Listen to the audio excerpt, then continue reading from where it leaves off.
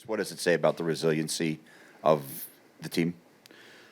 Well, we're certainly comfortable being down 1-0. I mean, it tells me that, which I'm less comfortable with because I didn't love our start again tonight. And it's something we're trying to address. And when you address something and it doesn't change, that's when as a coach you're like, okay, well, we're going to keep working on it. Yet I love our middle parts of the game. We're finishing games well. So you got to be careful, that you don't forget about that. So I guess to answer your question, our guys know we're not starting on time and playing our best hockey early on. So that's the good news. It's not like they're fighting you on it. So they know they got to get to their game. It's too good a league if you start cheating. It gets 2-0, 3-0, you're in trouble. So I will say that there's a recognition that we need to get better, and we typically do. And then once we get going, we're pretty good at that. So I thought tonight our second period was one of our best periods we played in a long time. Yeah, it was 0-0 in the period, but still, that type of hockey is what we're looking for. Again, guys are fine with it. We don't want it to be a thing all year.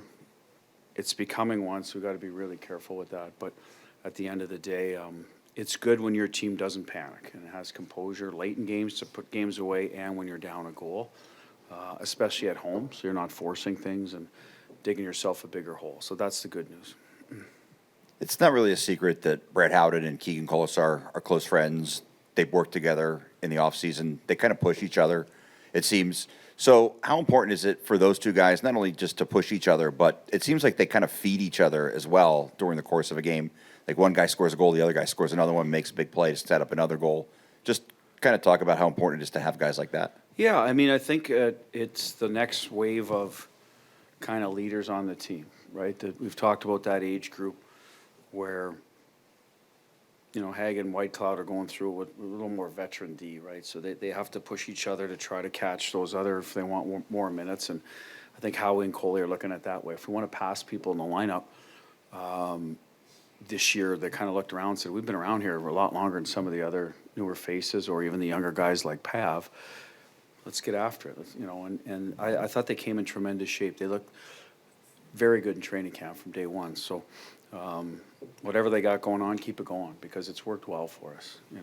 We've needed it, and the Coley goal was huge because, like I said, we were not where we wanted to be at that point. It was a good play. We killed the penalty. We come out of the box, and to get the equalizer, now the fans are into it. It's a nice goal, and we could settle in and play. So the timing of it was great. And same with Howie's. His was the second one, wasn't it? Like on the right, going to the net again. Like interior ice, we talk about it over and over. Like Coley's, hey, they caught him in a line change, whatever. He gets sprung. But Howie's is typically, he's going to the top of the blue paint, and puck finds him. It's a good play by Jack on the draw, and there we are. So we're fortunate to have them. They're playing well, and we needed it. It was a bit of we'd hoped would happen this year when we looked at our roster, and it has. Danny and Willie. Bruce, Danny Webster, Las Vegas Review-Journal. You mentioned the slow start, and it seemed like you kind of switched up the four lines to kind of get them going as well and move Brett to the top line. Were you more pleased with the fact that they were able to adjust when you made those changes, especially knowing that maybe things didn't start the way that you were looking for there? Yeah, and then listen, Howie knows by now this year he's not finishing where he starts. It's just the way it works. He could go into the middle. And I think there's a certain comfort in that for him that he knows the coach is confident in what he's doing, right? And that's a credit to him. He's built that up over the last 2.5 years. And Colasar is getting more minutes now. He's playing sometimes with a little bit different situations, more on the penalty kill. So going back to the original question, I think that helps them be better leaders when they know that, they're counted upon to for a little extra responsibility. So how he deals with it, fine. You always worry about the guys that are going down. Okay, well, how are they going to respond? Are they going to be pouting, or are they going to accept that, hey, I need to play better? Coach isn't happy with me. I'm letting my teammates down. Whatever's going through their head, they have to be able to park it and get going. So I give them as much credit as well. They missed some time by design a little bit. Hey, send a message. Even though you're ahead of goal, we need to be better. And they were. I think everyone responded well. The lines looked good after that. Could we have went back to how we started? Probably at that point. We probably would have got good games from everybody, but let's just let it ride, and then we'll see what Monday brings in terms of how they shake out. Willie Ramirez for the Hockey News. I think early on in the season with Elia, statistically may not have been where you'd want him, comfort zone, but I believe he improved to 8-3-1. What are you seeing as far as the complementary play you're getting from the netminders now? Yeah, I mean, this is a tougher schedule for him right now. We're playing less games. Hilly's going well, so we want to not lose Sammy. It was a little bit that way earlier in the year, and then he got hurt, right? So that's when things changed a bit. So coming off his injury, we're trying to find the right starts for him. And good for him to stay ready. I was really happy with his game in Mini.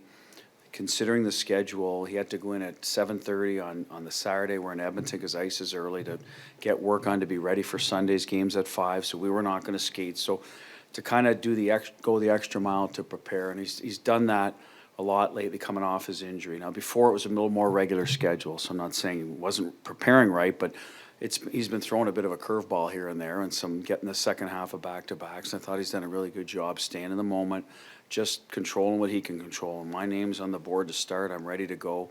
And he did a good job tonight. I said that between periods. I thought the chances were fairly even in the first period, even though we're up 3-1. I thought our guy was a little better than their guy in the first period. And so let's not get ahead of ourselves as a team and think, we're out playing this team. We're not. We've just gotten a couple extra saves. And then they got a lot of saves in the second period. And, so I thought both goaltenders were pretty good. And then the third period kind of is what it is. But good on Sammy. So we'll look at it. And every time he puts up a solid game, that's easier for us to go back to him, right?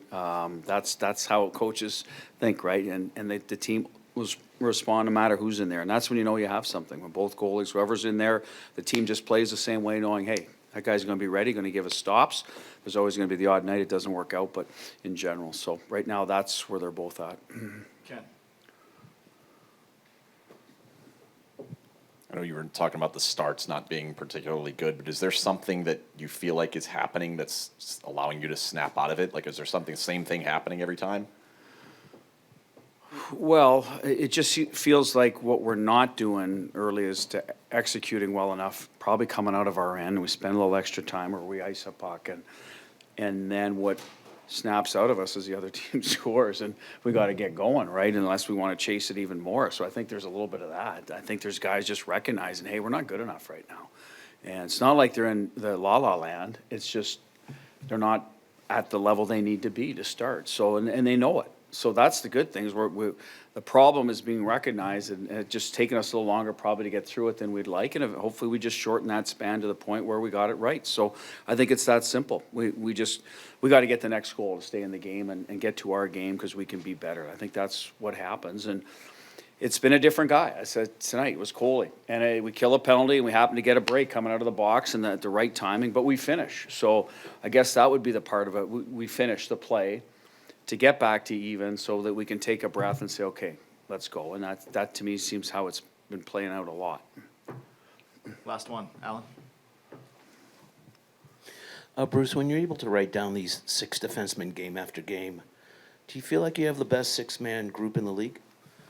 I do. I haven't seen every team this year to say, to critique I don't think we've played everybody, right? So I can't, I would have to go through that, but yes. Yeah, the short answer is yes, we do. And I feel like their game is pretty solid now to the last. They're going to have, again, they're like everybody. Their starts could be cleaner. It usually starts with them because a lot of times teams start by dumping pucks in, right? That's pretty much the strategy everywhere. And so they're the ones that are under the most duress early. They got to get back and be the cleanest in terms of execution. So, and they play through it. I think the pairs are complementing one another. We're getting now who scored tonight? Nick, right? Hanny.